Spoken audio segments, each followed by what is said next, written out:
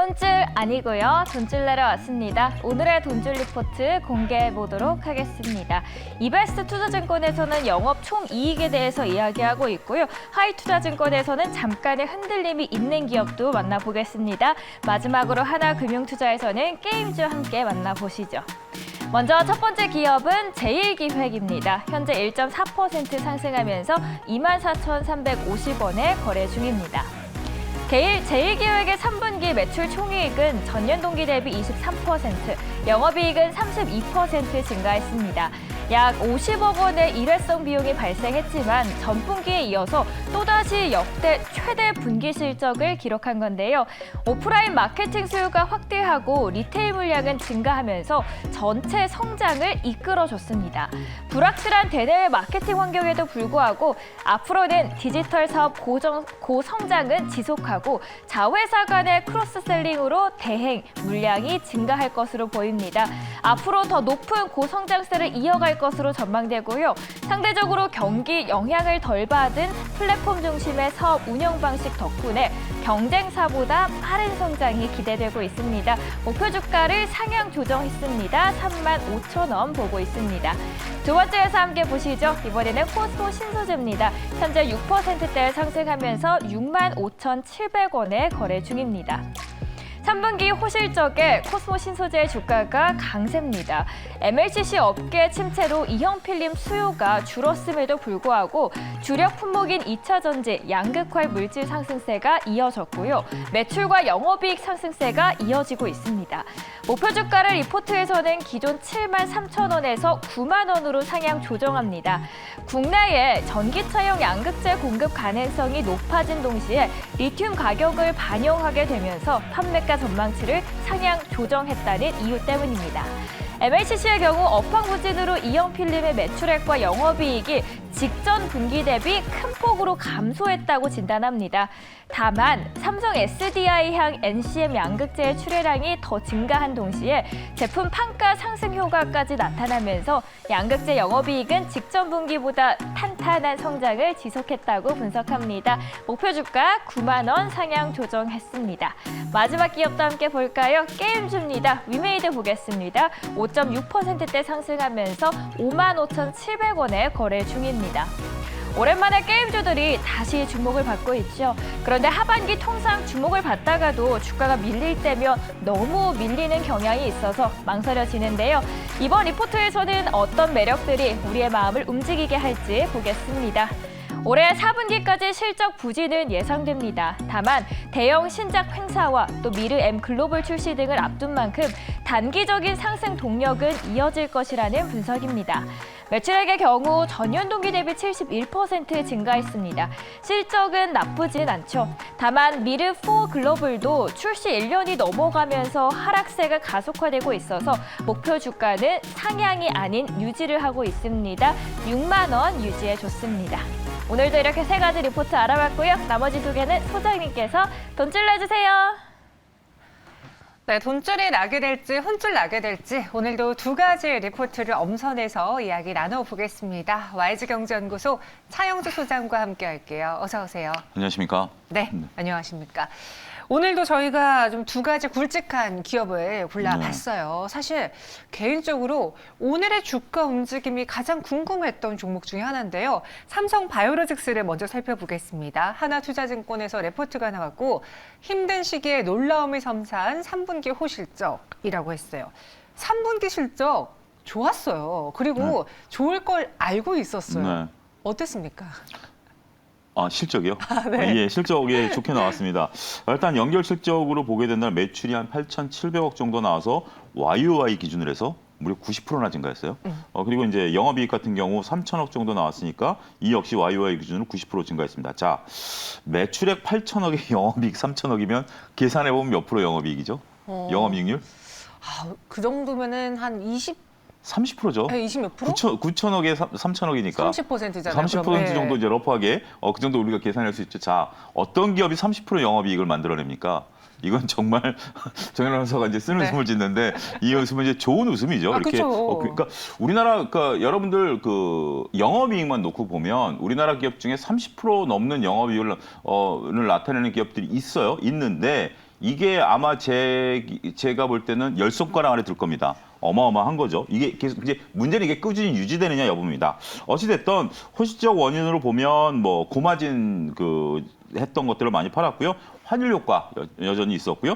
그다음에 이제 다양한 뭐 이제 자회사 바이오에피스에 대한 마일스톤 유입이라든지 이런 것들 때문에 전반적으로 긍정적인 효과를 나타냈다. 이렇게 좀 말씀드릴 수 있겠고 중요한 것은 네.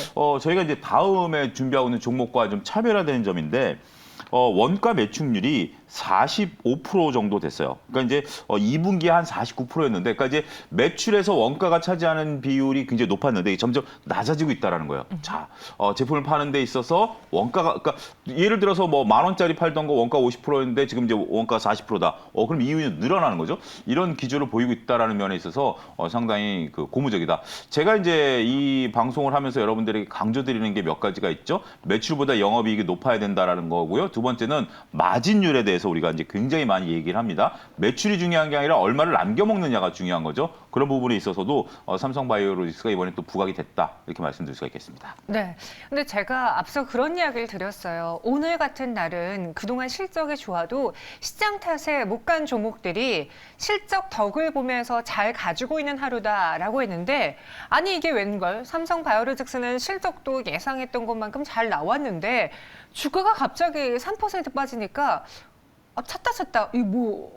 이재용 부회장이 회장으로 무언가 선임이 되면서 삼성바이오로직스의 지배구조에 뭔가 변화가 있나? 아니 도대체 왜 하락하는 거야? 저 계속 고민을 했거든요. 근데 저희 이제 그러니까 이제 정현 아나운서 같은 경우 이제 전반적으로 나오지만 저희가 이제 주가 움직임을 가지고 얘기하지는 않죠. 그렇죠. 일단 기업만 놓고 얘기하는데 정현 아나운서 그러니까 충분히 가능합니다. 지금 실적 시즌이고 실적에 따라서 반응하잖아요. 그리고 저희가 실적이 좋은 기업들, 나쁜 기업들 있는 그대로 말씀을 드리고 주가도 대체적으로 거기에 이제 수렴했다라는 거죠.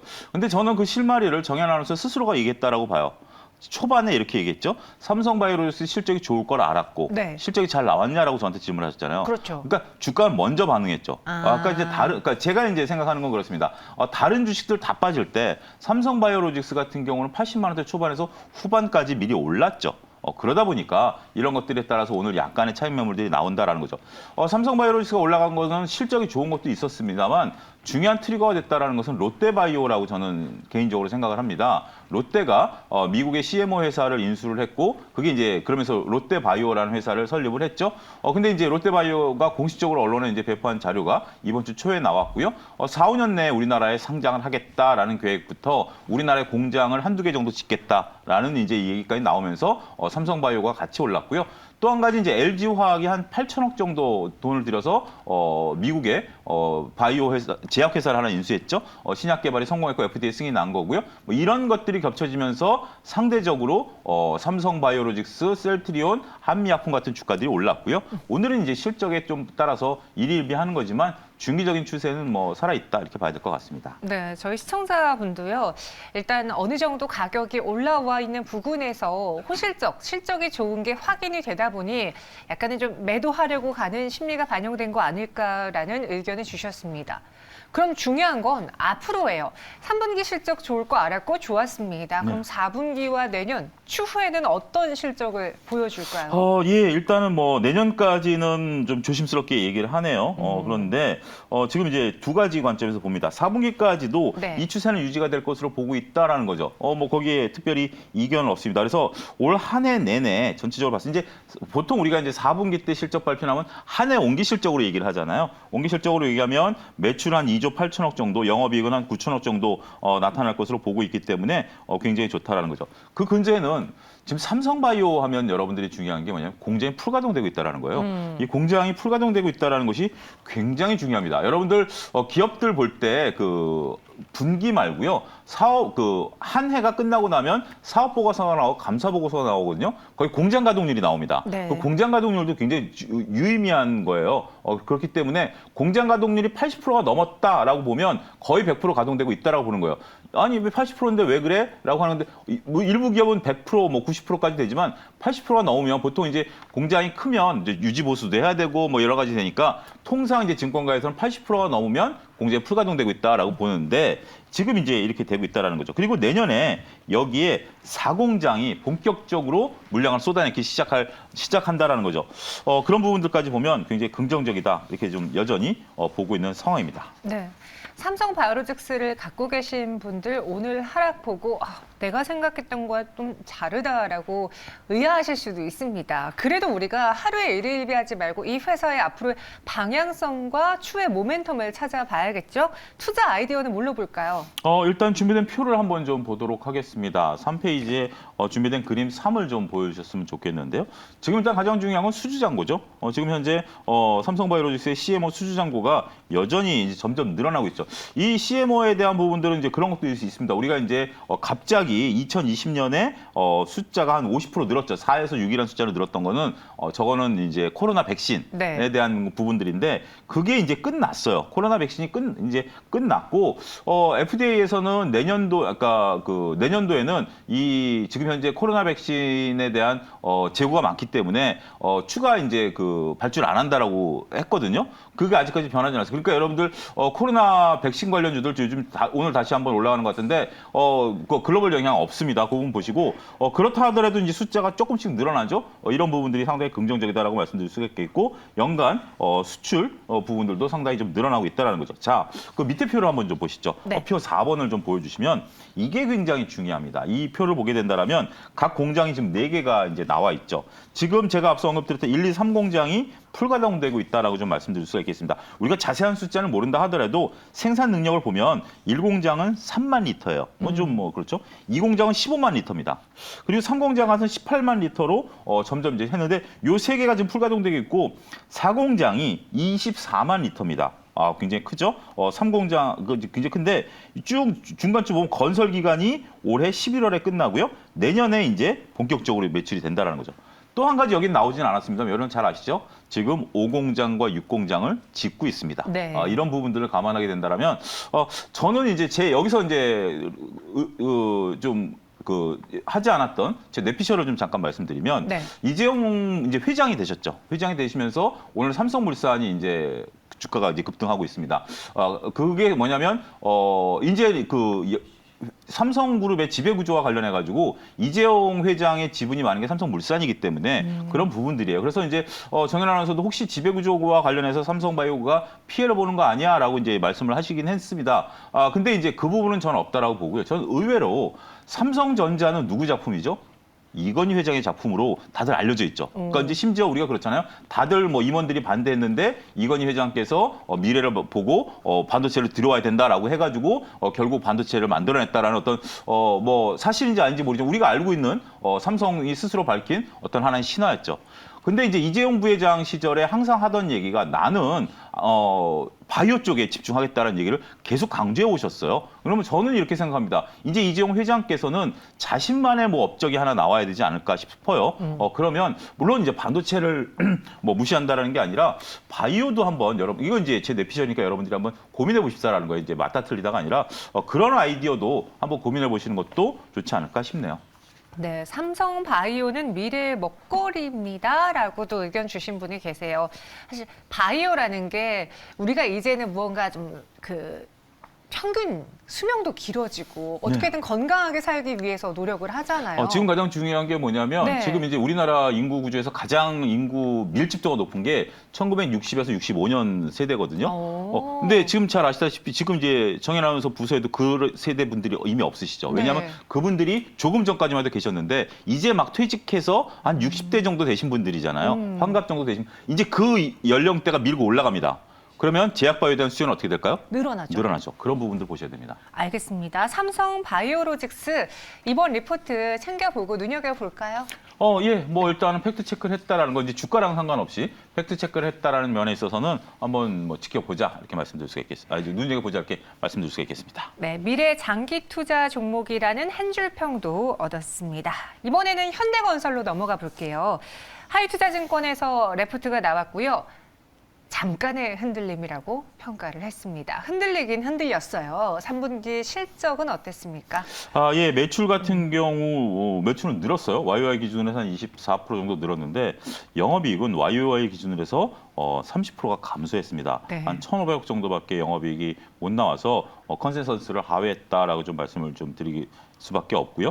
영업 부진 요인을 보면 주택과 건설에서 GPM이 하락했고요. 자회사 현대엔지니어링 해외 부분 실적 부분인데 여러분들 GPM이 뭔지 아십니까? 건설사에서 쓰는 용어는 아니고요. 회계에서 리포트에 쓰는 건데 GPM이라는 용어 혹시 아시나요? 저도 몰랐어요. 네. 그래서 여기 나왔기 때문에 이제 제가 설명하려고 찾아봤죠. 그랬더니 매출보다 원가가 높을 때를 나타내는 지표가 GPM이랍니다. 저는 좀 아무리 이제 리포트가 개인 투자들을 위한 게 아니고 애널리스트 분들을 위한 거지만 이런 것들에 대한 것들이 저는 개인적으로 상당히 불만이에요. GPM이라는 거 그냥 쓱 넘어가면 뭔가 악화됐다는 건데 좀 그래요. 어찌됐든 매출보다 원가가 높아졌다는 거. 제가 이제 매일경제에서 항상 강조하는 거죠. 건설주들은 매출보다 원가가 중요하다라고 말씀드렸고 우리가 지난번에 GS건설 볼 때 GS 칼텍스 관련해가지고 원가율이 120%에 달했다. 저희가 이제 리포트에서 얘기를 했잖아요. 역시 그 부분이고요. 또 한 가지 우리가 해외 부분 맨날 외치신 분들이 계세요. 저는 그 부분들을 보면 안타까운 게 현대 엔지니어링이 해외 부분에서 실적이 악화됐어요. 네. 해외의 부분은 상당히 지금 우리나라 건설사들이 이익이 잘 안 나고 있는 분야인데 여전히 해외 기대감을 갖고 계신 분들 보면 과연 재무제표를 보고 얘기하시는 건지 좀 의문이 된다 말씀드릴 수가 있겠습니다. 네. GPM을 매출 총이익률이라고 하네요. 근데 이런 현대건설의 3분기 실적을 쭉 훑어봤을 때 앞으로의 전망이 어떤지 오늘 뭐 현대건설뿐 아니라 GS건설, 대우건설도 리포트가 좀 많이 나왔는데 네. 건설사별로 실적이 좀 달랐고요. 네. 평가도 조금은 달랐거든요. 그렇죠. 현대건설의 향후 전망은 어떻게 나왔습니까? 일단 그 전반적인 면과 현대건설만의 이제 우리가 전망 요 두 가지로 좀 나눠서 보게 된다라면 전반적인 부분들을 볼 때 여기서는 이제 이런 용어를 쓰네요. 선별적인 분양 전략을 하겠다라는 거죠. 그러니까 결국 이제 뭐 돈이 되는 곳에 분양하고 이제 그 수주 받고 하겠다라는 거죠. 지금 이제 대구 지역은 굉장히 심각한가 봅니다. 미분양이 굉장히 늘어나고 있고요. 부도율도 늘어나고 있고 그래서 건설사들이 대구 지역이니까 그런데 좀 되는 쪽에서는 이제 하겠다라고 보여지는 거죠. 그다음에 현대건설만의 이제 상황이죠. 현대건설하면 따라오는 수식어가 있죠. 네옴시티. 그 관련해서도 리포트에서는 언급을 합니다. 현재 네옴시티 관련해가지고 입찰 중에 있고 준비하고 있는 것을 파악하고 있다. 어느 건설사가 입찰 준비 중이고 준비 안 하고 있나요? 마찬가지인데 현대건설은 유독 그러네요. 그리고 2030년까지 진행될 것으로 보기 때문에 장기간 수주를 기대하고 있을 수 있다. 어떤 논리로 이 얘기하시는지 모르겠습니다. 그래서 어찌됐든 현대건설과 네옴시티를 이 애널리스트도 연결하려고 하는 노력은 보이긴 한다. 이렇게 좀 말씀드릴 수가 있겠습니다. 네. 그럼 앞으로 현대건설을 본다면 투자 아이디어로는 뭘 가져가야 될지 이 리포트를 통해서도 핵심을 짚어볼게요.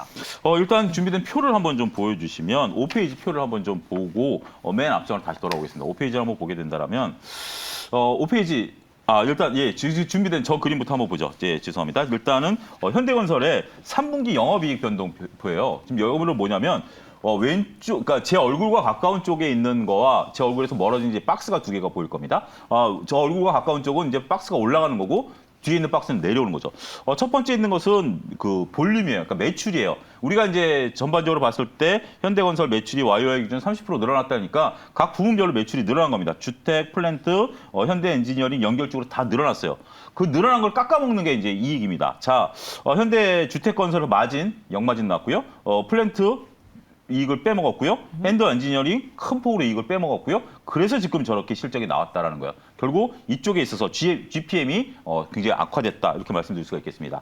그 다음에 저는 상당히 이 5페이지가 굉장히 의미심장하다라고 말씀드릴 수가 있겠습니다. 5페이지 보면 재무제표가 상당히 이제 복잡하게 나와 있어요. 복잡하게 나와 있는데 이걸 좀 띄워주셔, 쭉 내려주세요. 이제 막 보면 매출과 영업이익 이렇게 쭉 제일 밑에까지 좀 보시면. 지금 이 리포트를 보면 굉장히 나름대로 앞으로 매출과 영업이익이 증가할 거라고 봐요. 근데 중간에 보면 영업이익률, 맨 마지막에 순이익률이 있고요. 바로 위에 보면 영업이익률이 있습니다. 대략 얼마죠? 한 3에서 4% 정도죠. 이것을 여러분들이 기억하셔서 만약에 현대건설이 올해와 다르게 환율이 떨어지거나 아니면 여전히 원가 압박을 받아서 4% 이상 이익의 변동성이 생기면 적자가로 변한다라는 거예요. 이익률이 3%인 회사이기 때문에 굉장히 이게 어렵습니다. 3% 네. 이익을 내기가 어려운 상황에서 원가가 조금만 올라가주면 이 이익은 달아날 수 있다라는 거, 이 부분 여러분들이 좀 고민해 보셔야 된다. 이 숫자를 외우셔야 된다라는 거 말씀드리겠고요. 그다음에 맨 앞에 보면 우리가 이제 네옴시티 관련해 가지고 이분은 이렇게 평가를 하시더라고요. 빈살만 왕세자가 오시지 않았다라는 건데 그것에 대해서 현대건설의 수주 경쟁력을 악화시켰다라고 보기 어렵다라고 본인은 밝혔는데 저는 그렇게 생각 안 하거든요. 빈살만 왕세자가 온 것 때문에 안 온 것 때문에 오히려 수주 경쟁력은 악화됐다라고 저는 보는 거기 때문에 이건 제 내피셜이고 이건 이분 생각이고요. 여러분들 나름대로 한번 고민해 보셔야 되는 상황이 아니겠는가 싶습니다. 알겠습니다. 현대건설의 이번 리포트 믿어볼까요? 어떻게 할까요? 일단은 뭐 팩트 체크까지는 좀 믿어보고 싶고요. 그다음 미래 전망에 대해서는 조금 조심하자 이렇게 말씀드리고 싶습니다. 알겠습니다. 있는 그대로만 보자라는 팩트체크는 우리가 해야 된다라고 정리를 해보겠습니다. 두 가지 리포트 알아봤고요. 차영수 시장과 함께했어요. 오늘 설명 고맙습니다. 감사합니다.